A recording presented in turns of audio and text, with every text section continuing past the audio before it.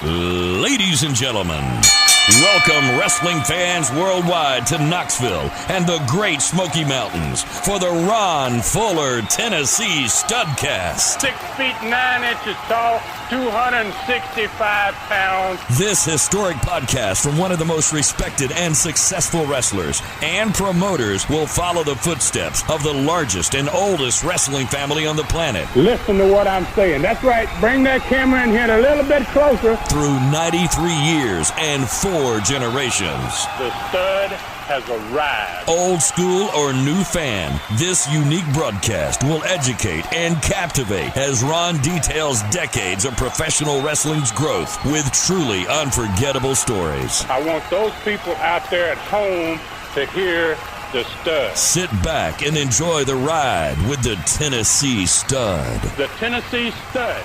You will learn that name. You will remember it. And now, the stud is here. Hey, everybody. Welcome in. It's David Summers, and here comes another Studcast with the Tennessee Stud, Ron Fuller. This is the story of wrestling in America as told by the Stud, whose family started the profession 100 years ago. So now, let's step back into the ring, back into time. Let's get wall to wall, tree top tall, with the Tennessee Stud, Ron Fuller. Hey, Ron, you know, we usually, with these Studcast, we usually dive right in because we have so many wrestling videos with interesting matches and interviews.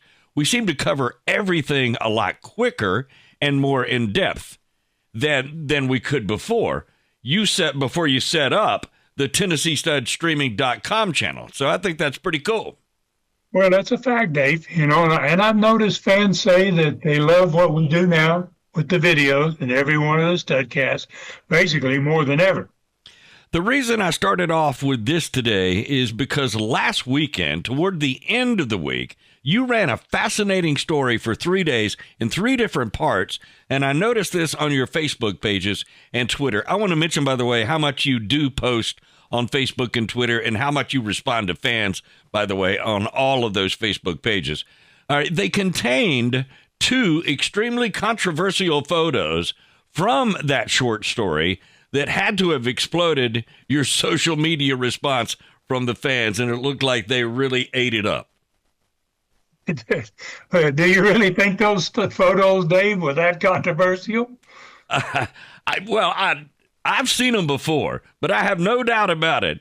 And before we get into today's Southeastern card, I wanted to ask if we could start this Studcast with some discussion of what you had to say about that story and the pictures that went along with it. So the first day you ran the photo of the card that drew the largest crowd in the history of Atlanta, Georgia wrestling with a short story about it. The next 2 days, your story continued, but the pictures that accompanied them were totally shocking to some folks, maybe. So basically, I guess, Dave, you want to know how much activity was generated on my social media sites from these 3 short posts that I put there last week. Well, kind of like when you were in wrestling, you were stirring things up, and I think you've done it again, Stud. So my guess is not only me, but thousands more want to know much more than just that. So I'm more interested in the relationship between your father and the wrestler that we all know as Mario Galento, and the 2 matches they had in 2 different decades in 2 different states that drew somewhere between 50 and 60,000 people. I'm talking legendary.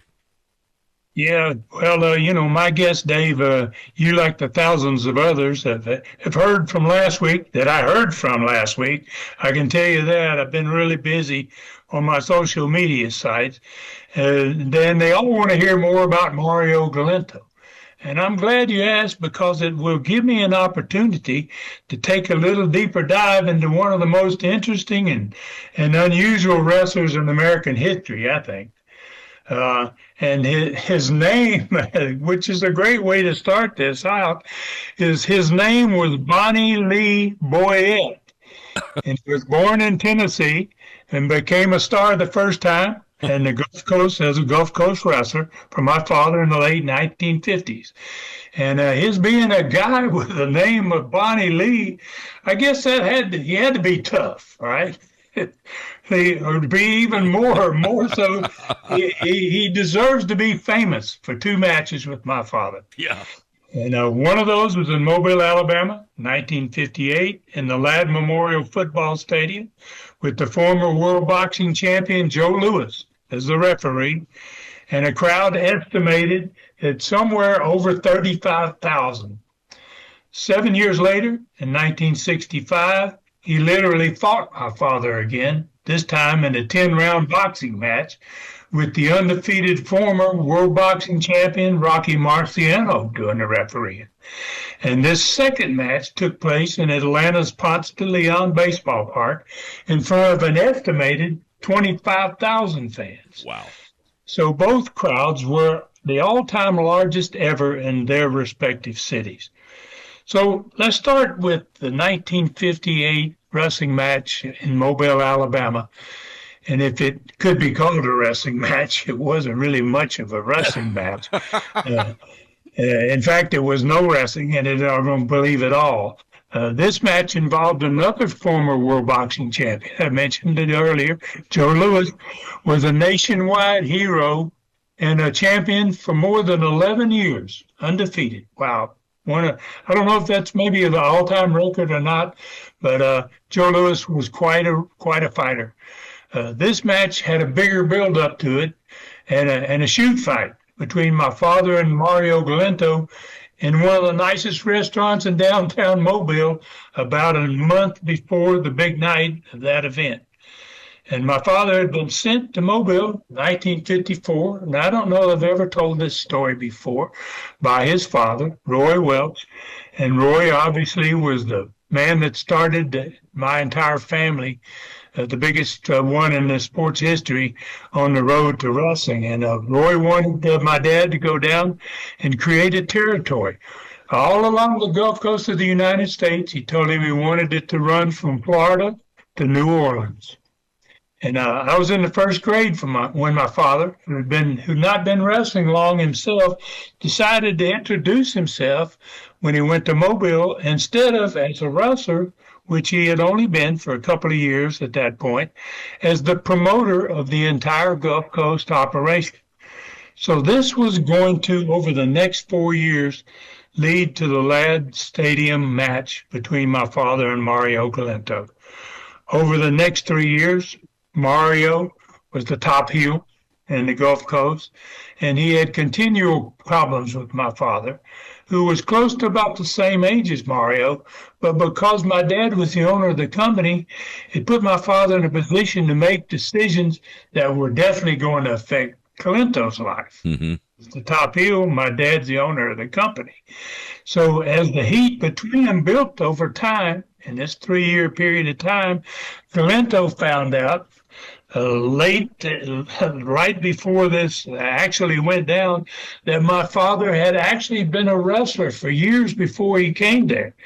And he began to put my dad into situations that would, down the road, require that my dad had to put on the wrestling tights. So my father had proven himself to be very good at this job. The entire territory from Panama City, Florida, to New Orleans, Louisiana, all the way to New Orleans, Louisiana was basically on fire, man.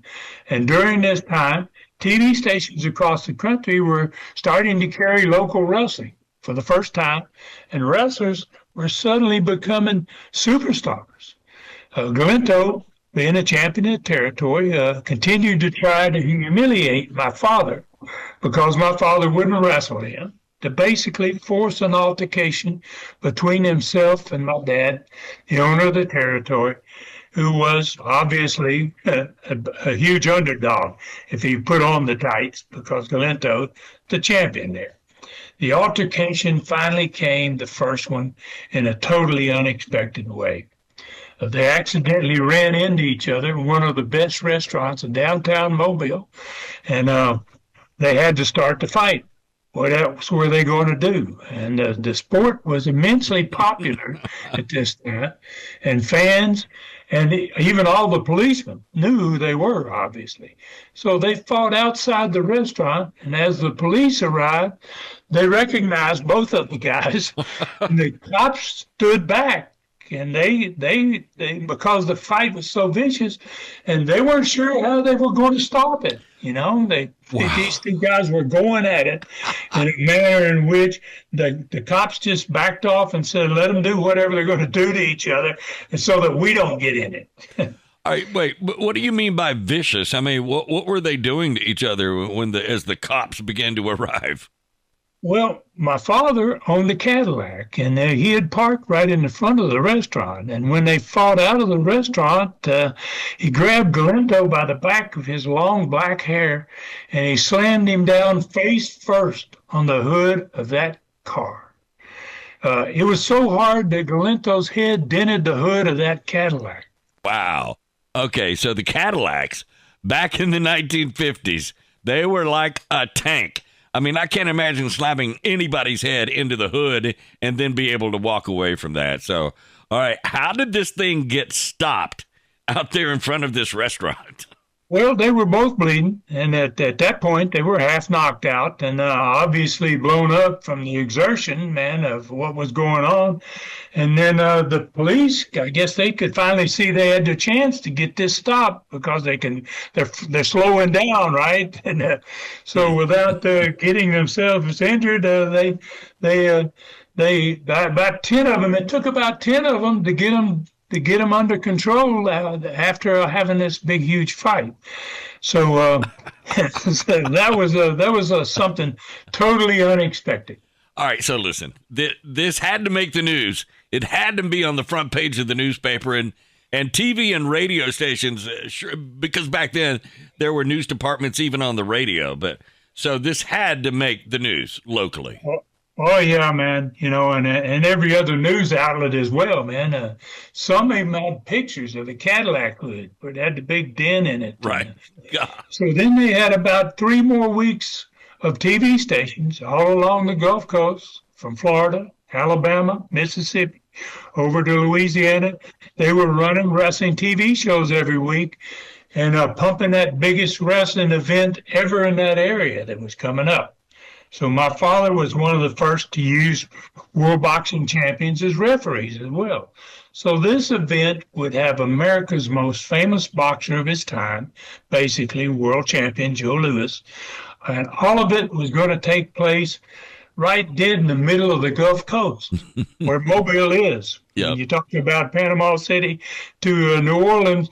That's just about dead center in the middle of the Gulf Coast.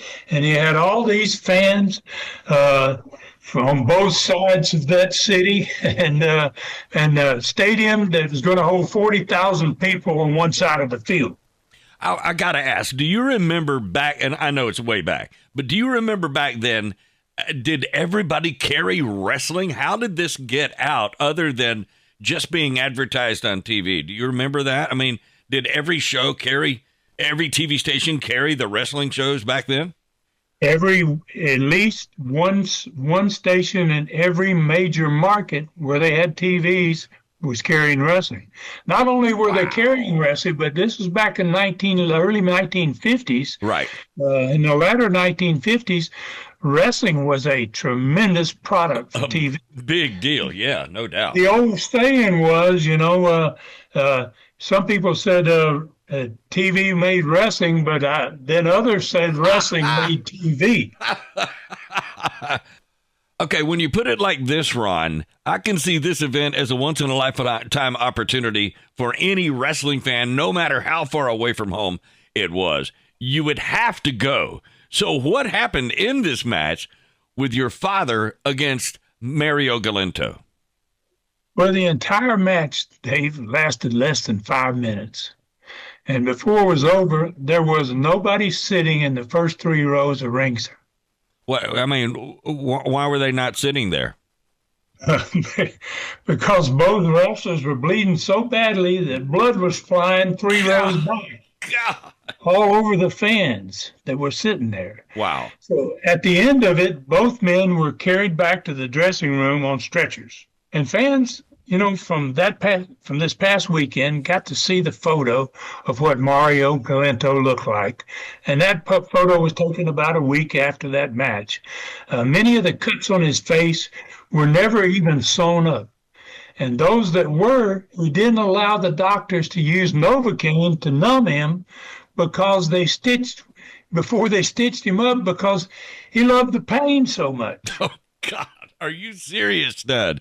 Okay, he allowed the doctors to work on his face before taking anything to deaden the pain of having stitches. That is one crazy Mario Galento.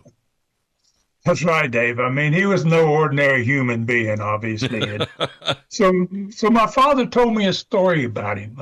Sometime after that first match, after I got a little bigger, that as the owner of the company, he offered all the wrestlers a $25 bonus every time that they would let someone bust them a hard way in a match. And he told me they wrestled 6 nights a week, and he said very rarely did any of the wrestlers come and say that they did a hard way, and they hardly ever had to pay anybody else other than Mario, who came and got $150 at the end of every week because he had him bust him with hard way every night. And if you go to any of your Facebook pages where you've got this posted, you can see this man's forehead. But this is crazy. It can't be true, Ron. So he was getting busted open the hard way 6 times a week. So how much was $150 back in 1958 compared to today's money? That's not bad money. Oh, well, of course I knew you was going to ask, Dave. This is pretty amazing figure, man. It was worth $1,669 in today's money. God, okay. That $150. Yeah.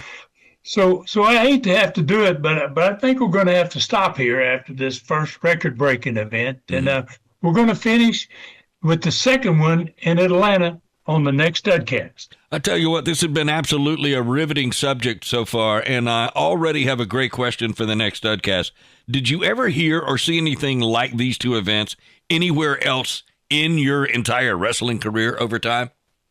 That's a great question, Dave. And I think fans are going to be amazed when I answer it, but I'm not going to answer it until the next Studcast. I would figure. Okay. So right now, man, I want to end this first part of the Buddy Fuller and Mario Galento story by letting people know the photo on today's Studcast of Mario after their first record match. You just mentioned that basically that photo was there. So don't think my father wasn't hurt bad in that first match. I was 9 years old when I saw him the morning after the match. He had 2 black eyes, man, swollen so badly that they were both protruding out of his face, and his nose was broke. And he couldn't open his eyes at all for a week. He couldn't obviously go anywhere. He couldn't drive himself. So my mother had to drive him everywhere he went because he was like a blind man. I remember the first time he tried to open one of his eyes, and he was standing in front of a mirror in the house. Me and my brother sitting back there watching. Wow. And when he reached up and pulled his eyelids apart, blood squirted out of his eye onto the mirror. Oh, wow. Oh, wow. So I'm going to stop here for today because we have a very good TV show, man, coming up in this Studcast. Got 6 videos in it and more than 25 minutes of action and interviews. And I don't want our listeners who never experienced videos in the Studcast to not get a taste of it. So, these videos add so much to our TV shows and the Studcast itself. Oh, no doubt. All right, Stud. So how about you set us up? Why don't we start with the card for Studcast number 402 that took place in the second week of May of 1981. Take us back in time. Well, this had 2 tremendous tag team matches on it, this card. My brother and I, we'd been knocked out of the Southeastern Tag Team Tournament the week before. We won our first round match against Jimmy Golden and Ron Bass, But in the second round, we were facing Dennis Condrey and Randy Rose, and we were about to win that match. In fact, I had a pin on Randy Rose, and when Golden and Bass showed up at ringside, they'd already been beaten, had no business down there at all, and they basically forced us to have to deal with them. They pulled Robert off the apron and they started beating him up. And instead of me being able to get the pin and go on in the tournament, I had to go save Rob. And in that fight, we were both counted out on the floor of the arena and obviously thrown out of the tournament. So we demanded another match with Golden and Bass on this upcoming card. We wanted all four men in the ring at the same time. They wanted Texas deathmatch rules with no disqualification, and the match would go until one man couldn't get to his feet after being beaten and getting a 30-second rest period. It was basically one of the most grueling matches you could have, and it tested all four competitors for sure. There was no winner in that tag team tournament that I just spoke about the week before. Condrey and Rose had Don Carson in their corner. They ended up against Brad Armstrong and the Shadow, and Bob Armstrong, who had an injured leg from being hung upside down in the cage the week before, sitting in their corner. So this new card was going to feature a repeat of the finals of the Southeastern Tag Tournament. And that was with Southeastern belts going to the winners of the tag match on this card. Anything and everything was going to be legal in this match too, and there absolutely had to be a winner in it. One team or the other, man, was going to walk away as the new Southeastern Tag Champions. Ken Lucas won the Southeastern belt from Ron Bass the week before and was getting his first championship match ever with the Alabama champion, Masa Sito. Lucas against Sito for the Alabama champion. Jerry Stubbs was getting another shot at the United States Junior Heavyweight Champion, Stan Lane. And in the opening match, Bearcat Brown was taking on a masked man named El Diablo. All right, I mean, really, that was an outstanding card. Two terrific tag matches, for sure.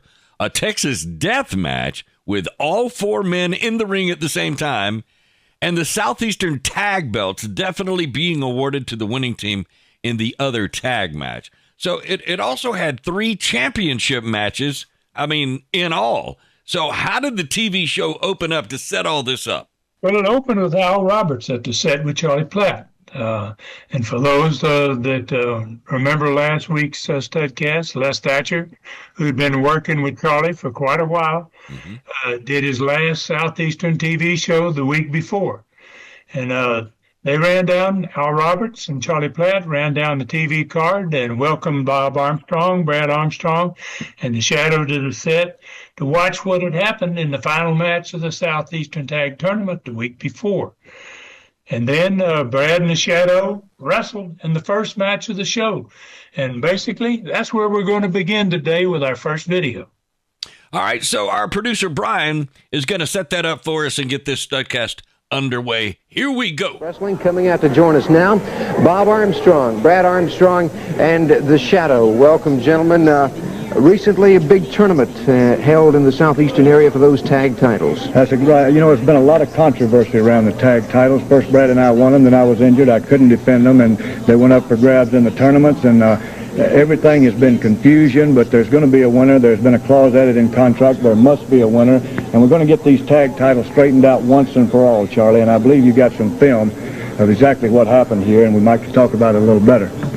Here you can see Brad Armstrong wrestling. He's doing pretty good there and holding up his own. You can see the snake Don Carson sitting over there on the side, who Condrey and Rose said was their ace in the hole.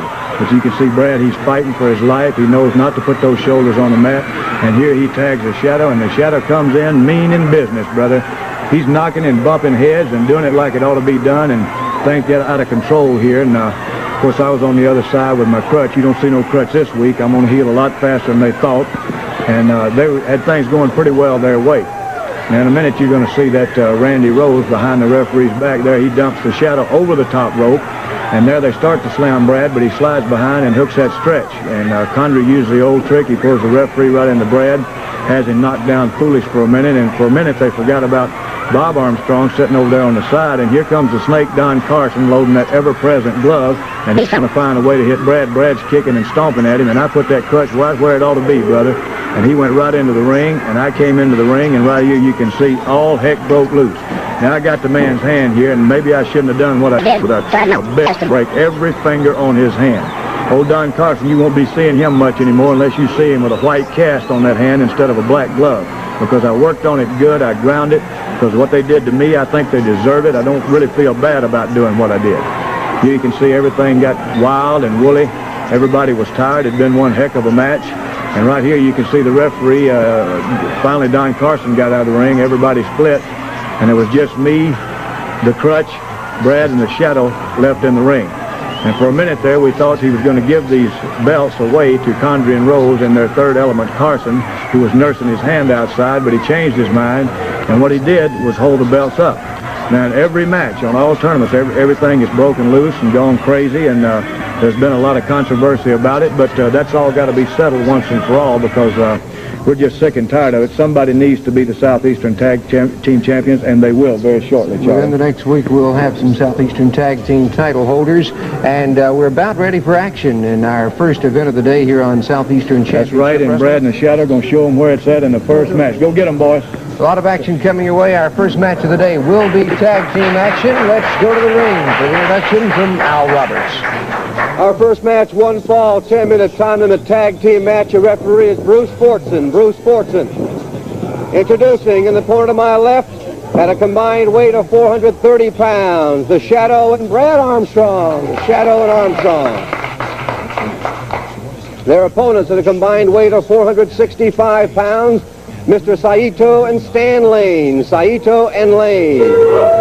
Sito and Stan Lane. Now, here we have the Alabama State Heavyweight Champion and the United States Junior Heavyweight Champion in action against Brad Armstrong and his partner, the Shadow. Bob, two outstanding teams here in action for our first match of the day.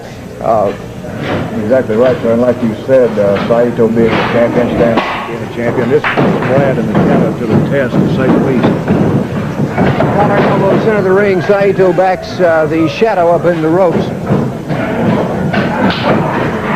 Slap by Saito, headbutt.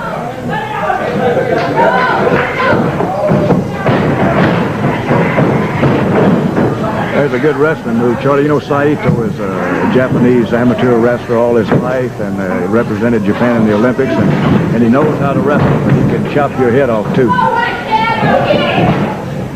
Al, certainly a lot of action coming our way today on Southeastern Wrestling. Looking forward to that demonstration coming up a little later in the program. Also, a lot of great matches coming your way, and want to remind everybody the ladies will be in action today on Southeastern Wrestling. But in the ring now, two of the finest tag team combinations, not only in the Southeastern area, but in the country today. Well, I know that Bob would like to be in that ring, but as he has said many a time, the Shadow, a very, very good tag team partner for Brad Armstrong, who is in there now. Stan Lane, good takedown by Lane. Two well-matched wrestlers right here, Stan Lane and Brad Armstrong. Brad Armstrong, very knowledgeable. Of course, he learned a lot from his dad, Bob, and a lot of that experience shows in the ring for a man of his age and the relative little amount of time that he spent in the professional wrestling business. Side headlock now by Brad. Lane cuts him off against the rope. Armstrong is so with Stan Lane, and Brad is anticipated both. He laps him up, but no pin. Boy, with some good experience moves right there. And the Shadow from his corner gaining the attention of Lane. Brad Armstrong comes up with the side headlock and holds on. It's still Brad Armstrong with the advantage now. Mr. Saito leaning over, looking for a tag from Stan Lane. The Lane right now is preoccupied with exiting from this side headlock. Now he backs up and makes the tag behind the back, and Brad Armstrong very alertly. Here's the tag, and let's go so he can be ready for Mr. Saito. Big man from Japan, weighing 245 pounds. Saito on top of the count of one. Armstrong breaks out. Brad Armstrong very quick indeed. Head scissors by Armstrong, broken up very quickly by Mr. Sito. Oh, hard takedown by Sito. The leg drop. Never ceases to amaze me, and we mentioned it numerous times on the program, how many different styles of wrestling this man Sito knows, and how quickly he can change into different styles. We've seen it with sumo wrestling, the straight judo, karate wrestling. It's like you said, he can wrestle anything there is, and he is a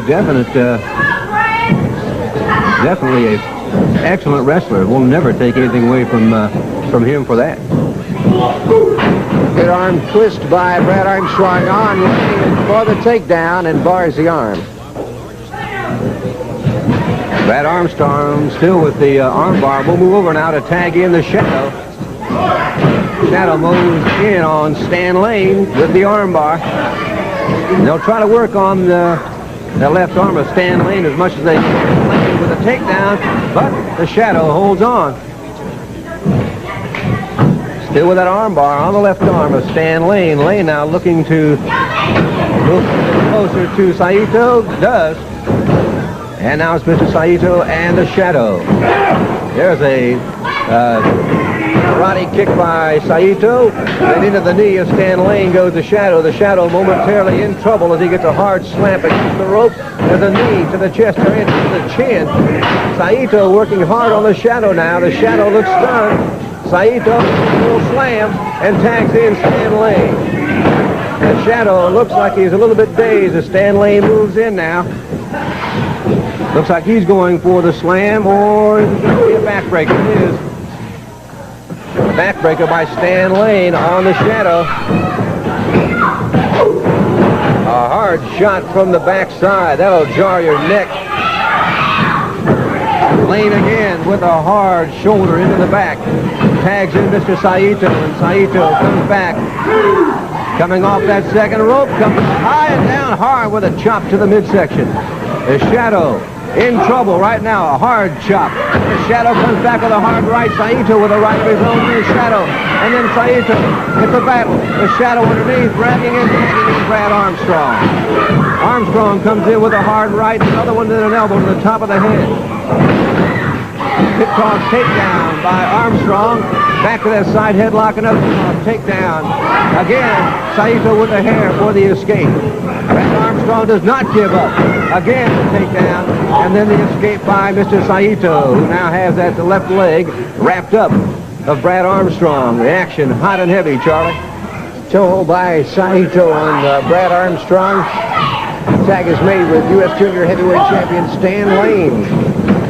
Lane and Brad Armstrong. Long running feud between the two over that U.S. Junior Heavyweight Championship. And they're keying on that left leg. On the left leg, Brad Armstrong. And they saw just moments ago keying on the back of Norwell Austin. It's a team of Sito and Lane working very good as partners. They are tagging in and out very effectively, and they're a fresh man in the ring and keying on one position, which that's all the name of the game. That's it. That's called watching the action, being involved in the match when you're even outside the match. And now they're 2-on-1, and the Shadow can't take much of that. He's in there now, drags off Sito, so they're paired off. Lane and Armstrong paired off with all four men are now in the ring. Armstrong up high, looking for the stretch. Randy Rhodes. Bob Armstrong spins in. He's in there. Now comes Jerry Stubbs. Meanwhile, the Shadow is on the floor. And in comes Dennis Godfrey. Oh, no. No, he's looking for a pile driver on the floor. He comes down, he's go. Norvell Austin, or the Shadow. Tremendous pile driver on the floor, Charlie, and the Shadow, who now you see is Norvell Austin, is hurt very badly. We'll be back with more action in just a moment. All right, talk about getting a TV show off to a wild start. The Shadow getting pile drived on the concrete appeared to make it look like the first TV match was at least going to change the upcoming Southeastern Championship tag match for sure. Well, as you just noticed, Dave, that obviously happened too. The Shadow was definitely not going to be ready for any kind of match for a while after being pile drived on the concrete, and Bob was not going to risk Brad's health, even if it meant putting his own in jeopardy.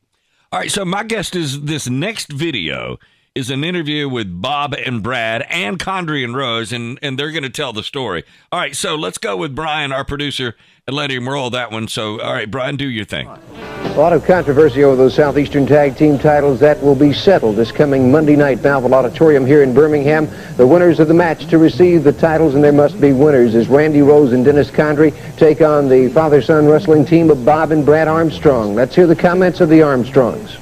You know, a very important clause in the Southeastern Tag contract in Birmingham. It says there must be a winner.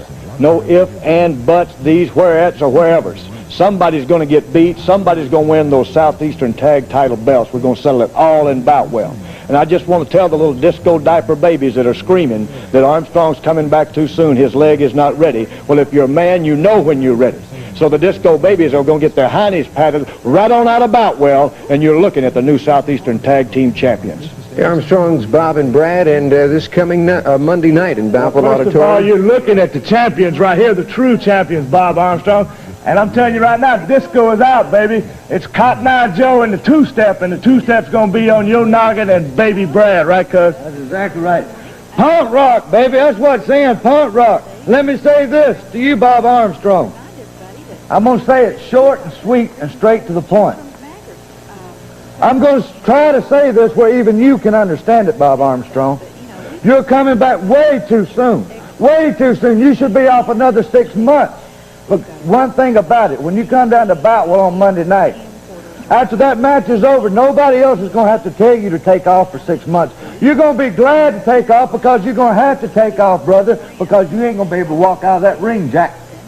A lot of action coming your way. The Southeastern Tag Team titles at stake on Monday night in Balfour Auditorium. Also, Tornado Deathmatch rules. All 4 men in the ring at the same time as Ron and Robert Fuller take on Jimmy Golden and Ron Bass, plus 2 other title matches. The Alabama State Heavyweight Championship of Mr. Sito on the line against Ken Lucas. Jerry Stubbs, former NWA World Junior Heavyweight Champion, will take on the U.S. Junior Champion Stan Lane. 5 outstanding matches, 3 title matches this coming Monday night, Balfour Auditorium in Birmingham. Match time is 8 o'clock. You know, it looks like Bob was on his way back into action, like it or not. All right, so take us to the next TV segment, Stud. Jerry Stubbs was back on the trail, man, of the United States Junior Heavyweight Champion Stan Lane, who was getting a lot of heat at this point. And he had a match with a masked man called The Raider. And he's right there on TV for all the fans. Jerry Stubbs was becoming a hoss. All right, so Stubbs had developed quite a following at this time. All right, let's go to that match and see what happens. Our next match, 1 fall, 10-minute time limit. Introducing in the corner to my left at 225 pounds from Atlanta, Georgia, Jerry Stubbs. His opponent at 220 pounds from parts unknown, The Raider. And a newcomer, The Raider, taking on the former NWA World Junior Heavyweight Champion and former U.S. Junior Heavyweight Champion, Jerry Stubbs, one of the outstanding competitors to campaign in the Southeastern area for a long time.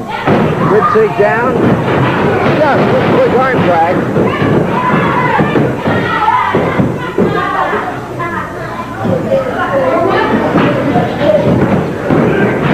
Another arm down by Jerry Stubbs. And we see the Raider going for those ropes. Stubbs pulls him away. Stubbs again. Keying on that left arm.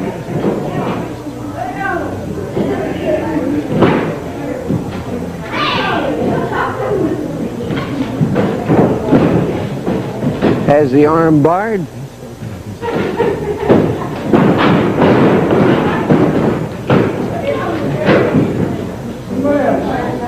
And continues to apply the pressure. Referee Bruce Fortson checking with Stubbs about pulling that mask. Stubbs with the knee. and again into the shoulder.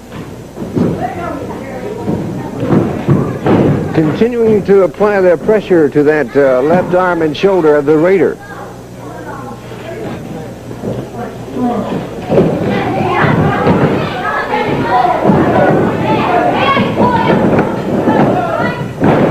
One count. Stubbs takes his man. Quick takedown, 2 count.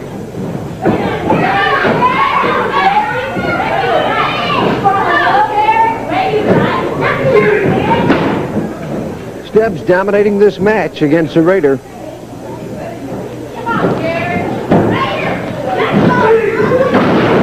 There we can see again variation of a suplex.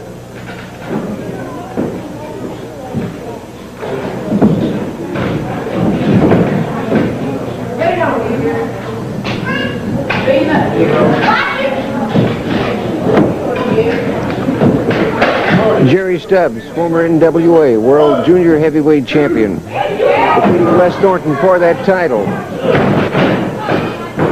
Raider fighting back now against Stubbs. Big reversal. Overhand. There's that power slam. It's over. This match is over, and the winner from Atlanta, Georgia, Jerry Stubbs. All right, you know, Stud, it looked like to me Jerry was definitely spending a lot of time in the gym and had perfected that power slam. All right, so what was next? Next was an interview with Jerry Stubbs and Stan Lane. Hey, guess what? We've got that, so let's roll it. Stubbs, the former U.S. Junior Heavyweight Champion, who is hot on the heels of Stan Lane. Let's hear the comments of the current champion. You know, everybody knows I've got way too much class to come out here and complain. Come out here and cry about something, but you know, it's gotten to the point now, Jerry Stubbs, where I'm getting a little sick and tired of this. I represent the United States in the junior heavyweight category, my friend, which means that I weigh 225 pounds or less. And everybody can tell on the TV camera that you're at least 230 or above. You got a 38-inch waist. You're fat. You have no business wrestling me for this junior belt, and I'm getting a little sick and tired of it. I call International Sports and talk to the promotion there. I've lodged a formal complaint. It's in writing. And very, very soon you will not step in the ring against me for this junior belt. You're too heavy. You're too fat. This time, Jerry, you're the top contender for that title. Well, you know, he says he don't like to complain. It sounds like he's complaining to me because Stan Lane, let me tell you something. I weigh 225 pounds. That's exactly the weight limit. I can't weigh any more. And I'm coming after that belt, so you be sure and bring it. You know, I know you come in the ring and you wear your track shoes. Well, I guess I'll just have to buy me a pair of track shoes, too, because I'm coming after that belt because it belongs to me. You call me fat? I'll show you how fat I am when I step in the ring with you because I weigh 225 pounds. And when I leave the ring, I'm going to leave it with my belt, the United States Junior Heavyweight Championship. I must say the fans are fortunate in this area to have the U.S. Junior Heavyweight Champion campaigning in this area. And You know what? It sounds like Stan Lane was convinced that Jerry Stubbs was getting too big to be considered a junior heavyweight. Well, you know, it was kind of becoming obvious that Jerry Stubbs was probably no longer a junior heavyweight, actually. And it would boost his career to do something more. You know, I don't think he should have limited himself to being a junior heavyweight and trying to carry that belt. He was becoming quite a man, Jerry, at this point. And he was very soon going to take on the persona of a masked man that would make him a superstar. Wow, that's so cool. And I'm a huge fan, as you know. All right, so I know what was coming next for him, and you're right. He was going to up his game considerably. So what and who was next on this TV show? Well, it was personality profile time. And this one was based upon the other big tag team match on this card. Jimmy Golden and Ron Bass were Charlie's guests and watched the rings and cage match between the Stud and Golden. And we are going to also hear from Robert and the Tennessee Stud in this one. You know, it sounds like a loaded one, so our producer Brian is going to set us up with that particular profile. Here we go. The Tennessee profile, Ron Bass and Jimmy Golden. We'll be discussing the change in the structure of some issues taking place here in the Southeastern wrestling area with the arrival of Robert Fuller on the scene. We will be viewing right now in a moment some videotape of a match in which there was a cage escape match. Jimmy Golden taking on the Tennessee stud Ron Fuller. A match in which Fuller had won and was on his way out of the cage. Whoa, you made a mistake right there when you said Ron Fuller won. Jimmy Golden won. I have beat Ron Fuller in every kind of match that you can possibly dream of, and I have beat him in the ultimate cage escape match. And there's proof right there on the film. You want to watch it? Let's take a look at the film. Right. Here we see Fuller coming out of the cage. You were in the middle of the ring.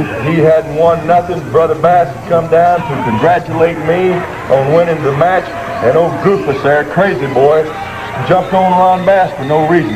That's proof right there that he's a lunatic. He don't have any sense at all. Look at him right there, jumping on Brother Bass, so he's going to get exactly what he's got coming to him. I done wore him out in that cage match, and now me and Bass is going to give him a little taste of his own medicine. We're going to give him something he's been needing for a long time. That's just an example, Charlie Platt. Everything that the Fullers does is all right. People say, yeah, go for it. All I did was come down there to congratulate Jimmy Golden, and the man viciously attacked me while my back was turned. So I says, okay, you burned me once, you're going to pay for it. So I go lock the cage, and we're going to do a little number on Ron Fuller. We're going to give him what you call a Texas education, my friend. Yeah, Texas education. I like them. I like them kind of educations. And let me tell you something else, Charlie Platt. As you see Brother Bass and Golden here doing their thing, just because Robert Fuller here, ain't nothing going to change. Me and Bass is going to go right on winning and kicking Fuller's butts just like we've been doing. And you're going to see the sneak come in here in just a second. The real sneak, the snake in the grass, the backstabber Robert Fuller. Let me tell you something, Fuller. You're going to be facing us head up, brother. You ain't going to be sneaking up on nobody no more. He's in the 10th grade right now, Jimmy. He's getting that education that he deserves. Before we're done with him, he's going to graduate with full colors, if you know what I mean. Went to Texas school, didn't he? He's going to get the degree right now. Bam. Boy, you don't think that didn't pancake his head. The old big, long geek is laying there quivering like a bowl of jelly. And now then, we're going to add just a finishing touch. Now, Ron Fuller, you will not touch me from behind again, will you, my man? We're going to educate you. You just don't mess with fire. If you do, you're going to get burnt just a little bit. And here we see Robert Fuller making his way down to ringside. And now let me tell you something. When that snake steps into the ring, he's got something in his hand. I don't know what it is. He's got a roll of nickels or a pair of brass knucks or something. I've got a question. What is Robert Fuller even doing in the building? The man was never supposed to be anywhere around. The man snuck in from the back door somehow or another. They had it planned. There's snakes in the grass like we told you before, and you got to watch them at all times. That question could go along. What is Ron Bass doing in that cage? I told you already once before, Charlie Platt, I'm a good sportsman. I come down to congratulate a friend on winning a match, and I was attacked from behind. And now that I'm going to say this, he jumped us from behind. But what kind of man is he if he wants to face us? Come on, 2-on-2 when the bell rings. We don't want to have to be watching behind our backs. We want to see you when the bell rings, Robert Fuller. I want you out there, that long-necked geek brothers of yours, and let's just see what you can do. Let's hear the comments of the Fuller brothers, Ron and Robert. Well, I'd just like to say it's awful nice to have my brother back in this part of the country, and I know he's been gone a long time and wanting to come back anyhow. And we had good reason to be down there in that cage match, and I was mighty glad to see him when he showed up. And I would also like to say that there'll be no disqualification in this match that we've asked for. We asked for a tornado match with all four in the ring. You guys wanted to add the Texas death rules. Well, that's just fine with us, gentlemen, because we want to get it on. We want to get the job done, and we want to get you guys out of our hair and out of this part of the country. And this particular match, tornado rules, all four in the ring, death match, we ought to be able to handle it, don't you think, my man? Yeah, I think we can handle it, because with the likes of Ron Bass and that stinking rat of a slime, Jimmy Golden, we can take you with any rules. Comments of the Fuller brothers, Ron and Robert, and that should seem to take care of this situation as far as anyone interfering in a tornado match. Texas death, my friend. Anything goes, falls don't count, no disqualification. And Fullers, I want you to keep a lookout for this right here. All it's going to take is just one, and it's all over. Hard punch. Don't you worry about it, Charlie Platt. You just stand back and watch Golden and Bass in action, baby. Man, I got to tell you, that was a really good personality profile with that cage escape match. And your brother, Robert, who is just returning from wrestling and booking the Georgia territory. So the upcoming Texas Tornado tag with death match rules was going to be really big, it seems like. So who is in the third segment of the TV show? Well, this was going to be a very unusual ladies match. All right, so let's go to that video and check it out with the ladies. Introducing in the corner to my left from Greenville, South Carolina, Candy Malloy. Her opponent from Hawaii, Suzette Ferreira. Suzette Ferreira taking on Candy Malloy. Stan Lane coming out momentarily. We have a match scheduled here. And Tony Platt, it's an honor for you to have the U.S. Junior Heavyweight Champion of the TV show out here commentating. I realize you didn't invite me, but I invited myself because I know all the fans want to hear my expertise. Probably watch these two pretty girls.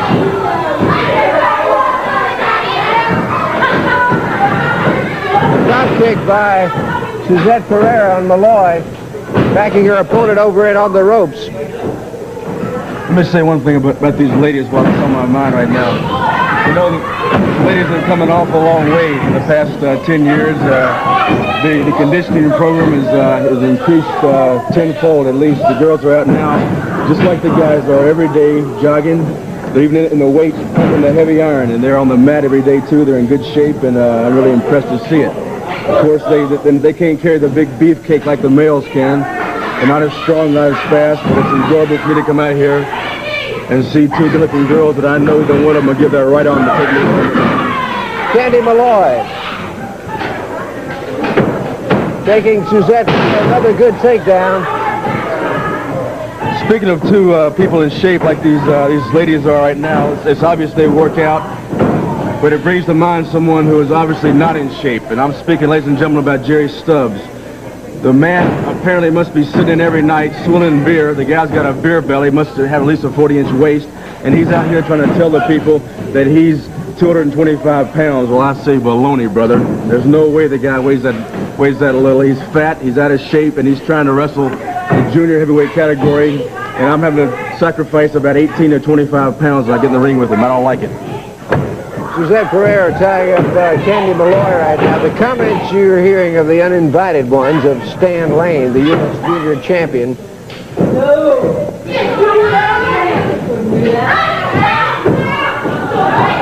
What you're seeing right now, Charlie Platt, is called a front chancery or front face lock. What it does, it compresses the head down towards the chest, which cuts off the air supply to the lungs. If that hold is held for like more than 30 seconds, a person can go out from that.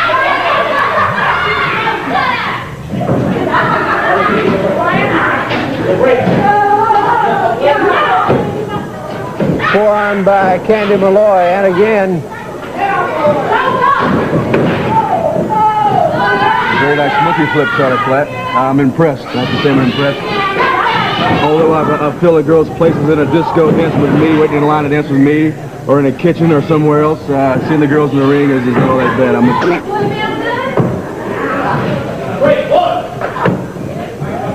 Hard right by Suzette Ferreira. Takes Malloy into those turnbuckles, putting that shoulder in. You know, Charlie Platt, regardless of how a female trains anatomically and biologically, their bodies are just not suited the way males are. They're developing the big muscles that are needed for strength, purpose, and wrestling. Their bodies remind me of Jerry Stubbs, fat, pudgy, overweight, and soft. We've got a winner, Candy Malloy, and... You know what, Stud? It was always good to occasionally have a ladies' match on TV. I thought that was pretty cool. It was one of those things that you didn't see that often, so I thought that was really neat, especially as a young person watching wrestling. All right, so how about the last TV segment? Take us back to that one.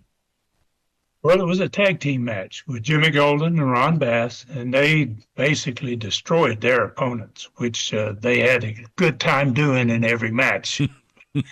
Bob and Brad They did sit in on this match, however, and although Bob had no comments about what was happening in the ring, he was there basically for something else. He wanted to let everybody know the condition of the Shadow, Norvell Austin, who at this point, because this was late in the show, the Shadow had been pile-drived on the concrete first thing in the show and had been sent to a local hospital. He'd already been diagnosed with a concussion, a possible neck injury, and Bob wished him a speedy recovery. And he also explained that he probably shouldn't be getting in the ring right now, but he felt he would never forgive himself if Brad got hurt like Norvell had that day.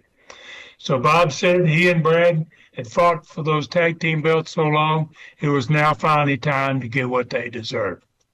Obviously, the fans in the studio could not hear what he was saying because there was a match in progress at that point.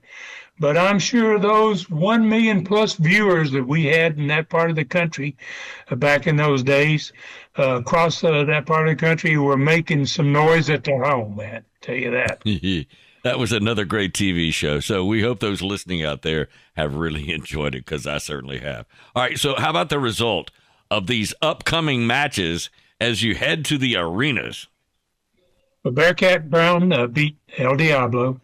Stan Lane sneaked by Jerry Stubbs again to retain his United States Junior Heavyweight Championship belt. Ken Lucas won the Alabama Championship from Masa Saito, which that was a great feat there. I mean, Saito was almost unbeatable. Robert and the Tennessee Stud won the Texas Tornado. All four men in the ring death match over Ron Bass and Jimmy Golden. And Bob and Brad Armstrong finally won that Southeastern Tag Championship belts, beating Dennis Condrey and Randy Rose to hold the championship for their second time. Okay, so, I mean, I'm sure that fans loved that night. Ken Lucas won the Alabama belt from Saito.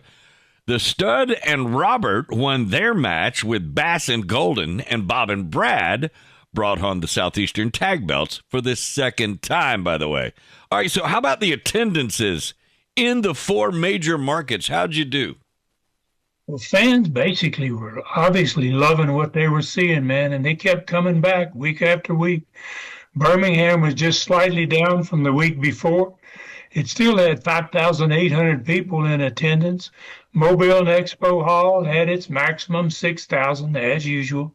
Montgomery was down only 200 to 4,500 people, and Dothan kept beating Montgomery, and it had 5,200. So that was 21,500 in just four cities. Okay, Stud, so I know we're going to be going to Atlanta, Georgia next week for you to tell us the rest of the story about your father and Mario Galento. So all about the second record attendance encounter. So I can't deny, I cannot wait to hear it. All right, so Stud, where else are we going to be riding next week? Well, the Armstrongs are going to be defending their newly won belts in the customary return match that always has with the former champions. Tennessee Stud and his brother going to be splitting up on the next card. Stud's going to be getting his hands on Bass's bull rope and going to end up facing big old Ron Bass in the bull rope match. Robert's going to be squaring off against Jimmy Golden.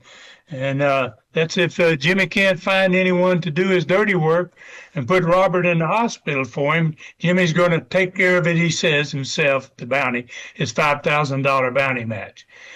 Ken Lucas, after winning Saito's Alabama Championship belt in this Studcast, and the next one is going to be taking on the Japanese sensation again, but this time it's going to be for Ken Lucas's Southeastern belt.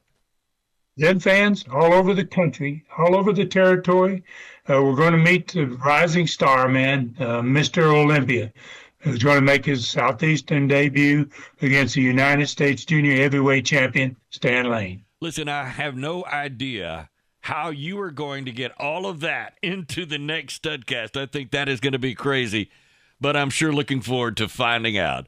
All right, do you have anything else to add on this show, Stud? Well, just want to thank everybody, especially our Tennessee StudStreaming.com fans, for your support. Don't forget the ending of the Buddy Fuller and Mario Galento story coming next week. Please take care of yourselves and others, and may God bless us all. Man, what a great one, Stud. For Ron Fuller in the Great Smoky Mountains, I'm David Summers saying thank you for listening. Find me at davidsummersproductions@gmail.com. This Studcast is a David Summers production for Tennessee Stud, LLC. Thanks for joining us today for this historic Studcast. The true story continues next week. So full Nelson your friends and point them in our direction for another ride with the Tennessee Stud. 1, 2, 3. This is David Summers saying so long from the Great Smoky Mountains.